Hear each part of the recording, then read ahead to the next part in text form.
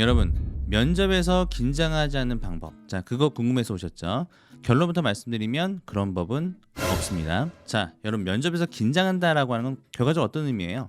그 회사에 가고 싶기 때문에 그래요. 입사하고 싶기 때문에 그렇습니다. 엄마가 아는 대기업, 누구나 가고 싶어하는 공기업에 면접이 잡혔는데 긴장하지 않는다? 그거는 사람으로서 있을 수 없는 감정입니다. 그렇죠? 누구나 중요한 순간에는 긴장하게 되어 있어요. 여러분이 누군가에게 고백을 한다. 그렇죠? 그러면 입도 잘 안 떨어지잖아요. 왜냐?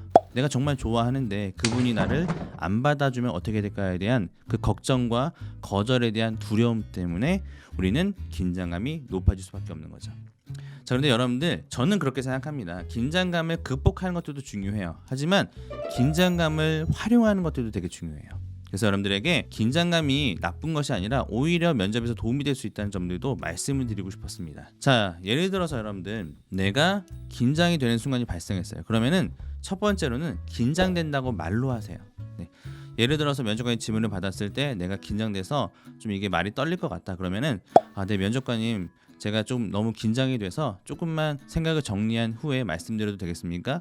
라고 하게 되면 면접관은 어떻게 반응하겠습니까? 안 돼요. 그냥 말로 하세요. 빨리빨리 하세요. 시간 없습니다. 이렇게 하는 사람도 있긴 하겠죠. 그렇죠? 이상한 면접관들 볼 수 있습니다. 그리고 대체적으로는 다 네, 너무 긴장하지 말고 편하게 하세요. 이렇게 얘기한단 말이죠. 그렇기 때문에 우리는 그런 긴장감을 내가 내 입으로 표현했을 때에는 그것이 자연스럽게 용인되고 이해되는 상으로 바꿔줄 수 있는데, 우리가 그것을 표현하지 않게 된다면 어떻게 되겠습니까? 면접관의 속으로는 쟤 너무 긴장한다. 무슨 말 하는지 모르겠네. 저기 도대체 이게 저렇게 긴장이 많아서 어떻게 회사 생활할 거야? 이런 식으로 괜한 오해를 줄 수 있다라고 하는 겁니다. 그러니까 긴장된다면 긴장된다고 말로 표현해라. 자, 두 번째, 긴장감을 잘 활용하고 응용할 수 있는 방법. 자, 두 번째로는 면접이 끝났을 때에 대한 상황을 그려보는 거예요.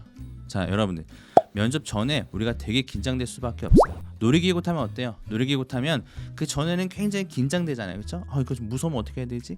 그런데 딱 타고 나면 와, 재밌다.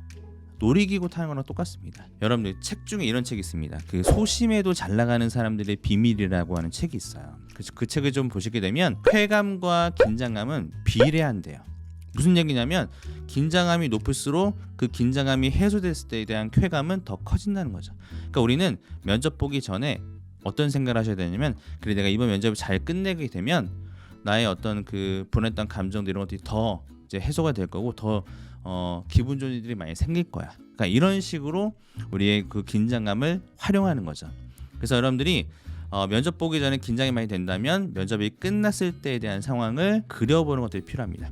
세 번째, 제가 제일 중요하다고 생각하는 게 뭐냐면, 완벽해지려고 하지 마세요. 완벽해지려고 하는 순간 여러분들은 긴장합니다. 여러분, 우리가 되게 잘하고자 하는 마음은 알아요. 그렇죠? 그런데 우리가 너무 완벽해질 수는 없는 거죠. 완벽하게 다 할 수 있는 건 아니거든요. 때로는 실수도 하고, 때로는 말을 버벅댈 수도 있고, 때로는 내가 생각한 것처럼 문장이 안 나오기도 하고 답변이 안 나올 수도 있어요.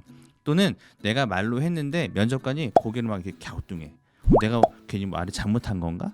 이렇게 생각하는 것도 있을 수 있습니다. 그런데 그런 어떤 반응에 너무 신경 쓰면서 내가 면접의 모든 상황을 내 머릿속에 그린 것처럼 완벽하게 진행될 거다 이렇게 생각하시게 되는 순간 긴장감이 더 커질 수밖에 없는 거죠. 그래서 때로는 실수하는 모습, 때로는 좀 긴장해서 마저 좀 버벅거리고 좀 머쓱해하는 그런 어떤 행동이나 태도들이 때로는 필요하다라고 하는 거예요. 그런 것들이 여러분들의 인간미와 여러분들이 가지고 있는 진정성을 더 보여줄 수 있는 부분이기도 합니다. 그래서 엘리엇 에런슨이라고 해서 오히려 실수 효과라고 하는 게 있대요. 실수를 하게 되면 그 사람의 인간적인 매력도가 더 높아지는, 물론 우리가 말하기에 대한 실수라든지 진짜 치명적인 실수는 하면 안 되겠지만 적절한 수준에서의 약간 말더듬, 약간 좀 이렇게 긴장하는 모습들에 대한 그러한 작은 실수들은 오히려 그 사람이 가지고 있는 인간미를 높이는 방법이 될 수 있다. 자, 그럼 정리를 한번 해보도록 하겠습니다. 첫 번째로는 긴장된다면 긴장된다고 말해라. 두 번째로는 면접이 끝났을 때에 대한 상황을 그려봐라. 마지막으로는 완벽해지려고 하지 마라. 알겠죠? 이 세 가지의 마인드 컨트롤 또는 스킬 이런 것들만 가지고 있다면 오히려 여러분들의 그런 긴장감을 역 이용해서 여러분들의 인간미가 높아지고 아, 저 친구가 우리 회사에 정말 오고 싶어서 저렇게 긴장을 하고 있구나라고 하는 비언어적인 메시지도 면접관에게 전달될 수 있습니다. 그러니까 너무 긴장한다고 해서 그 극복하려고 스트레스 받지 마세요. 그걸 잘 활용하시는 사람이 되셨으면 좋겠습니다. 그래서 결론은 면접에서 긴장을 하세요. 감사합니다.